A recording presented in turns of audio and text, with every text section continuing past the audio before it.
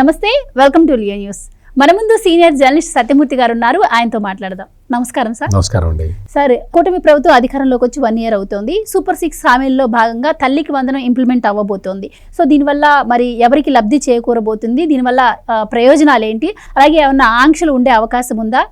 మీ విశ్లేషణ ఏంటి దీనిపైన? ఇది it is a mile stone అని చెప్పాలి. కూటమి ప్రభుత్వం అధికారంలోకి వచ్చిన తర్వాత కూటమి ప్రభుత్వానికి ఇది ఫ్లాగ్షిప్ ప్రోగ్రామ్. అంటే మొత్తం సొసైటీ డైరెక్షన్ని మార్చే ప్రోగ్రామ్ ఇది. ఇటువంటి ప్రోగ్రామ్ని తీసుకోవటం కూడా ఇది చాలా భారీ ఖర్చుతోటి కూడుకున్న పథకం ఇది. కానీ అంతే స్థాయిలో ఉపయోగాలు కూడా ఉంటాయి. వీటిని ఇంప్లిమెంట్ చేయటానికి, ఇటువంటి స్కీమ్స్ని ఇంప్లిమెంట్ చేయటంలో మొదటి నుంచి కూడా చంద్రబాబు నాయుడు ప్రత్యేక శ్రద్ధ తీసుకుంటాడు. ఆయనకి మొదటి నుంచి కూడా, అంటే మొదటిసారి ముఖ్యమంత్రి అయినప్పటి నుంచి ఆయనకి ఇదే అలవాటు. ఏదో ఓట్ల కోసం ఒక పథకాన్ని తీసుకురావటం, మొక్కుబడిగా దాన్ని ఇంప్లిమెంట్ చేయటం, దాని మీద పబ్లిసిటీ చేసుకోవటం, ఇటువంటి విషయాలు చంద్రబాబు నాయుడు అసలు ఆయనకి నచ్చవు. అటువంటి పనులు ఆయన చేయటానికి ఇష్టపడ్డు. చాలామంది ఏమనుకుంటారు అంటే, ప్రోగ్రాము ఇంప్లిమెంట్ చేయటానికి ఏదన్నా ఒక హామీ ఇచ్చినప్పుడు ఈ హామీని అమలు చేయటానికి ఇన్ని రోజులు ఎందుకు పట్టింది, అన్ని రోజులు ఎందుకు పట్టింది అని కొంచెం బాధ్యత లేని వ్యక్తులు కొంతమంది చెప్తూ ఉంటారు. కానీ ఏంటంటే, ఒక స్కీమ్ ఇంప్లిమెంట్ చేయాలన్నప్పుడు దాని గైడ్ లైన్స్ పకడ్బందీగా ఉండాలి. దాని గైడ్ లైన్స్ ఎంత కరెక్ట్గా ఉండగలిగితే, ప్లస్ ఇంకోటి ఏంటంటే, గైడ్ లైన్స్ పెట్టడం అంటే ప్రజలని వేధించటం కాదు, ప్రజలు దాన్ని అనుసరించే విధంగా ఉండాలి, అంటే సరళంగా ఉండాలి, నిజమైన లబ్ధిదారులను ఎంపిక చేయాలి. ఇందులో రాజకీయ అవసరాలని ఏమాత్రం చూడకూడదు. ఇది ఇప్పుడు తల్లికి వందనం అనేది ఒక సామాజిక అవసరం. ఈ సామాజిక అవసర కార్యక్రమాన్ని సామాజిక అవసరం కోసమే ఉపయోగించాలి. అంటే ఎంత కత్తి మీద సాము లాంటిది. ఒకవైపు భారీ బడ్జెట్ డబ్బులు ఎక్కువ పెట్టాలి, పెట్టడమే కాకుండా కరెక్ట్ లబ్ధిదారులను ఎంపిక చేయాలి. కరెక్ట్ లబ్ధిదారులను ఎంపిక చేయాలంటే ఎక్కువ గైడ్ లైన్స్ ఉండకూడదు, సున్నితమైన సరళమైన గైడ్ లైన్స్ మాత్రమే ఉండాలి, ప్రాసెస్ ఈజీగా ఉండాలి. ఇటువంటి పనులన్నీ చేయటానికి కొంత టైం పడుతుంది. ఆ టైము పట్టే క్రమంలో ఇప్పుడు ఉదాహరణకి చెప్తే, ఈ జగన్మోహన్ రెడ్డి ఉన్నాడు కదా, వైఎస్ఆర్ కాంగ్రెస్ పార్టీ నాయకుడు, పులివెందుల ఎమ్మెల్యే. అతను చాలా ఎగతాళి చేశాడు. తల్లికి వందనం ప్రోగ్రాం ఎక్కడ ఉంది, ఏది ఇంకా చేయరేంటి అని. ఈ తల్లికి వందనం కార్యక్రమాన్ని జగన్మోహన్ రెడ్డి కేవలం ఓట్ల కోసం, ఈ పథకం ఇంప్లిమెంట్ చేస్తే ఇంతమంది తల్లులు నాకు ఓటేస్తారు అన్న దీంతో చేశాడు. అందుకని ఏం చేశాడు అంటే,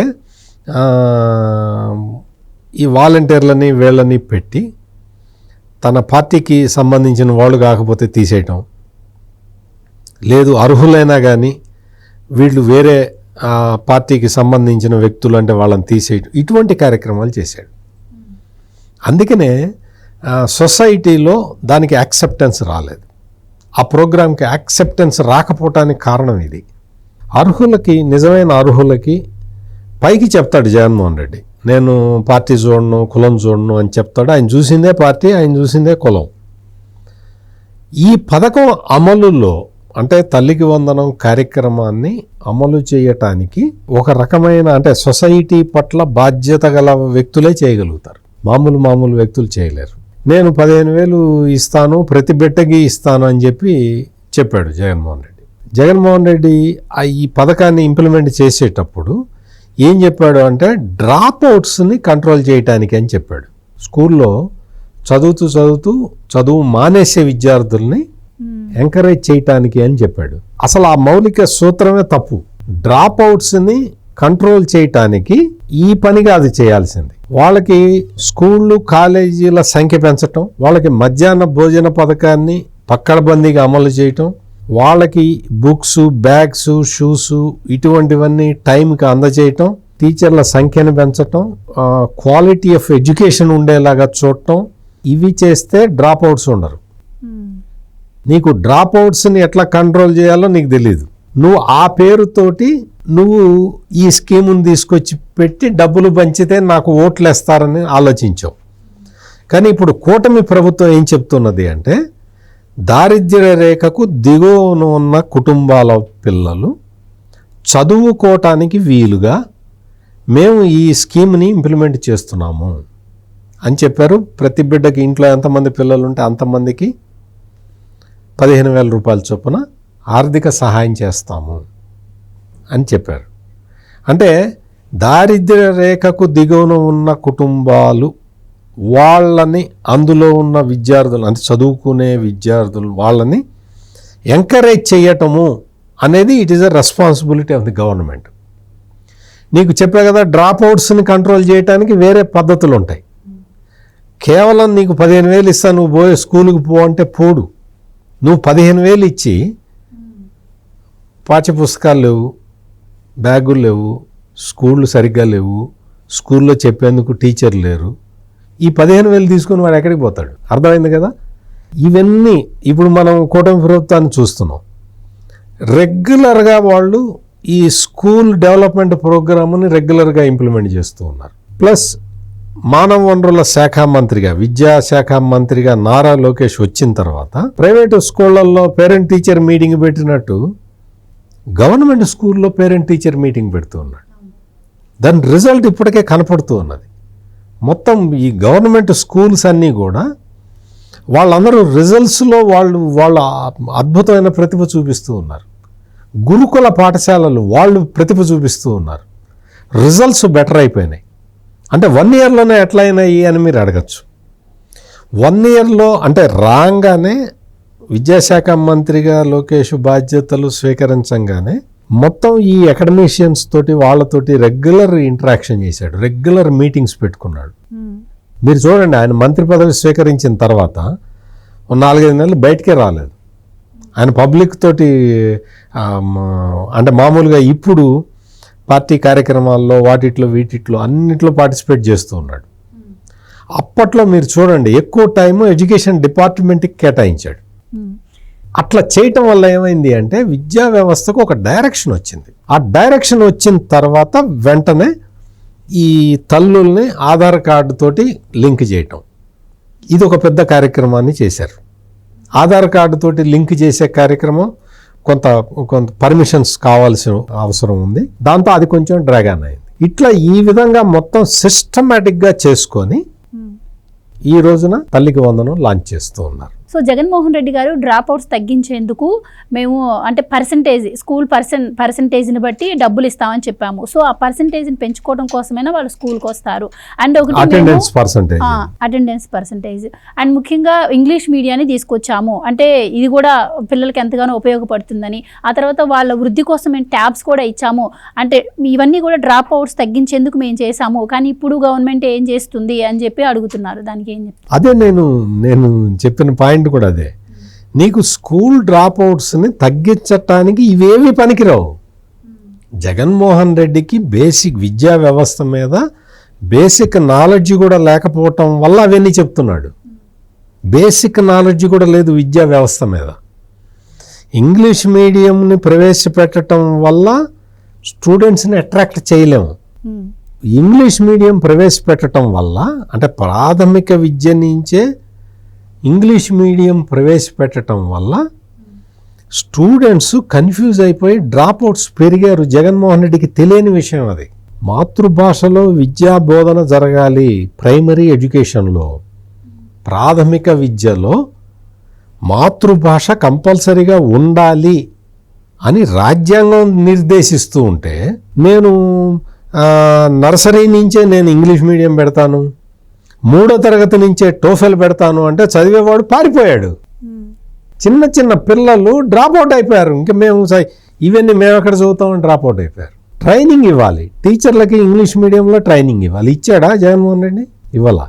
లోపభూయిష్టమైన విద్యా విధానాన్ని తీసుకొచ్చి ఇంప్లిమెంట్ చేసిన కారణంగా విద్యా వ్యవస్థలో మౌలిక సదుపాయాలు కూడా కల్పించలేకపోవటం వల్ల డ్రాప్ అవుట్స్ పెరిగారు.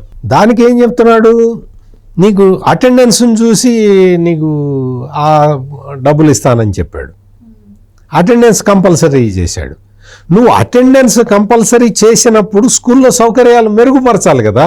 మధ్యాహ్న భోజన పథకాన్ని స్ట్రిక్ట్గా ఇంప్లిమెంట్ చేయాలి కదా. ఇంత చిక్కి ఇచ్చి దాని మీద నీ ఫోటో వేసుకోవటం కాదు కదా. మధ్యాహ్న భోజన పథకం అమలు చేయటం అంటే పగలగొట్టే కోడిగుడ్డు పెంకు మీద నీ ఫోటో వేసుకోవటం, చిక్కీ మీద ఇది అన్న జగన్ అన్న ఇచ్చాడని రాసుకోవటం కాదు కదా.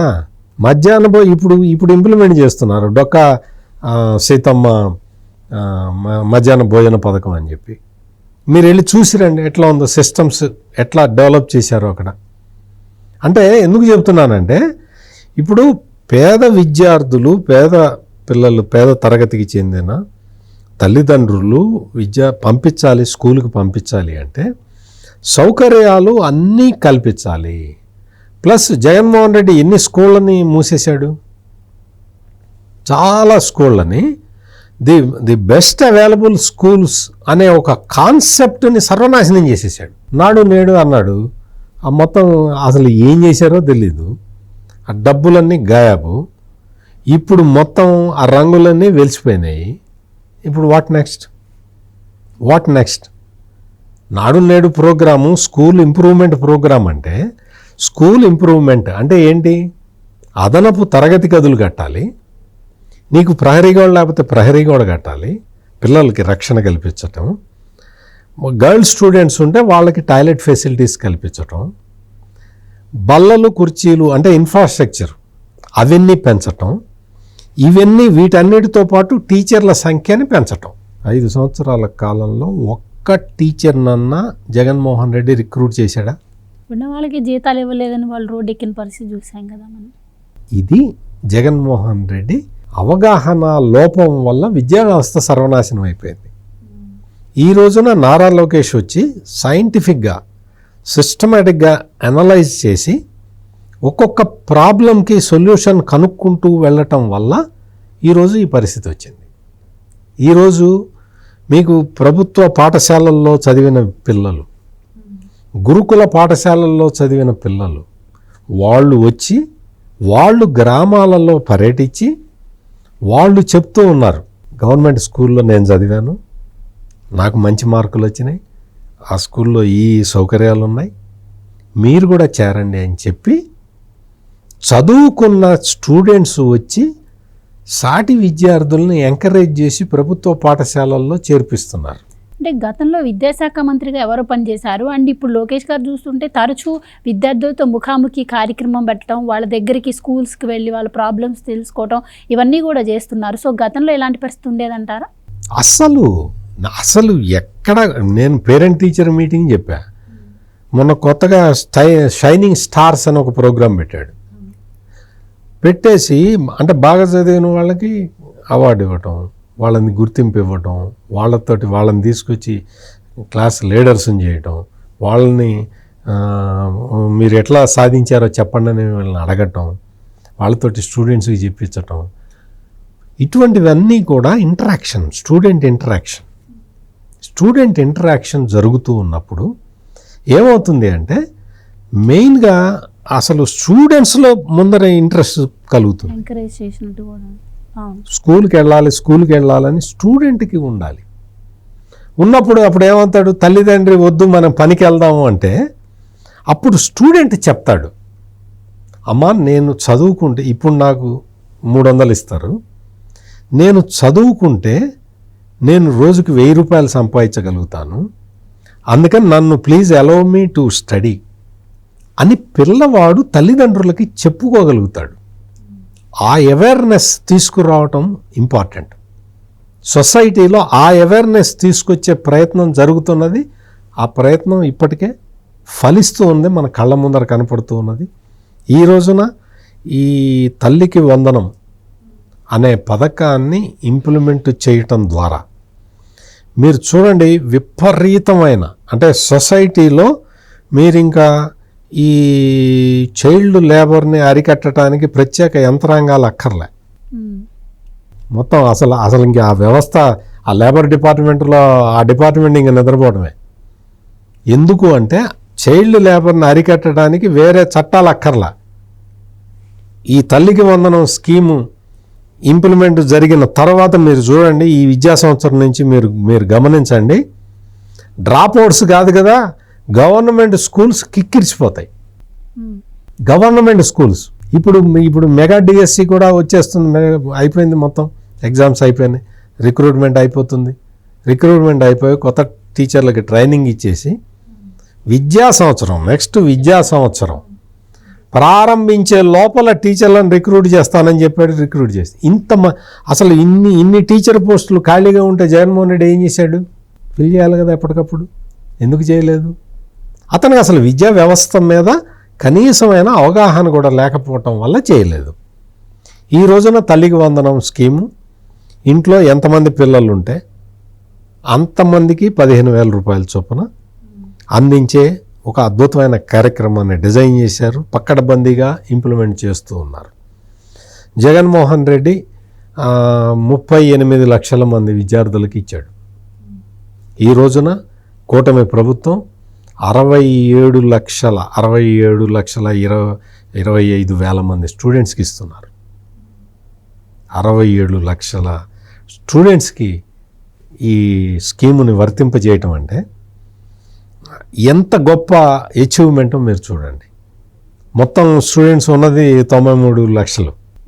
93 లక్షల్లో 63 లక్షల మందికి ఈ స్కీమ్ని అప్లికబుల్ చేసేలాగా అంత సరళమైన నిబంధనలు పెట్టారు. బిలో పావర్టీ లైన్లో ఉన్న వాళ్ళందరికీ కూడా ఈ స్కీమ్ అప్లికబుల్ అవుతుంది. ఇంట్లో ఎంతమంది పిల్లలు ఉంటే అంతమందికి 15,000 రూపాయల చొప్పున. ఎటువంటి జగన్మోహన్ రెడ్డి ఏం చేశాడు తెలుసా? ఆ రంగులన్నీ వేయించింది ఏ డబ్బులతో తెలుసా? ఈ డబ్బులతో 15,000 అని చెప్పి వాళ్ళ దగ్గర నుంచి స్కూల్ మెయింటెనెన్స్కి 2,000 కట్ అని చెప్పి 2,000 కట్ చేసి ఆ 2,000 రూపాయలతో రంగులు వేయించి ఈ రంగులన్నీ నేను సాధించిన ఘన విజయం అని చెప్పుకున్నాడు జగన్మోహన్ రెడ్డి. ఈ రోజున అటువంటి ప్రోగ్రామ్స్ అన్నీ కూడా గవర్నమెంట్ టేకప్ చేసి తల్లికి వందనంలో 15,000కి 15,000 రూపాయలు ఎంతమంది ఇద్దరు పిల్లలు ఉంటే, చదువుకునే పిల్లలు ఉంటే ఆ ఇద్దరు పిల్లలకి కూడా తల్లికి వందనం అప్లికబుల్ అవుతుంది. ఇద్దరికి 15,000 చొప్పున తల్లికి ఇచ్చేస్తారు. ముగ్గురు పిల్లలు ఉంటే ముగ్గురికి, దాదాపుగా 4 పిల్లలు ఎవరికి ఉండరు అనుకోండి, మ్యాక్సిమం ఉంటే 3 ఉంటారు. చాలామందికి 2 పిల్లలే ఉంటారు. ఎంతమంది ఉంటే అంతమందికి ఇచ్చే ఈ స్కీమ్ని, దీన్ని ఇంత పకడ్బందీగా అమలు చేస్తున్నందుకు మనం ముఖ్యమంత్రి నారా చంద్రబాబు నాయుడిని, మానవ వనరుల శాఖ మంత్రి నారా లోకేష్ని మనం అభినందించక తప్పదు. థ్యాంక్ యూ సో మచ్ అండి. నమస్కారం అండి. Please subscribe to Leo news for more videos.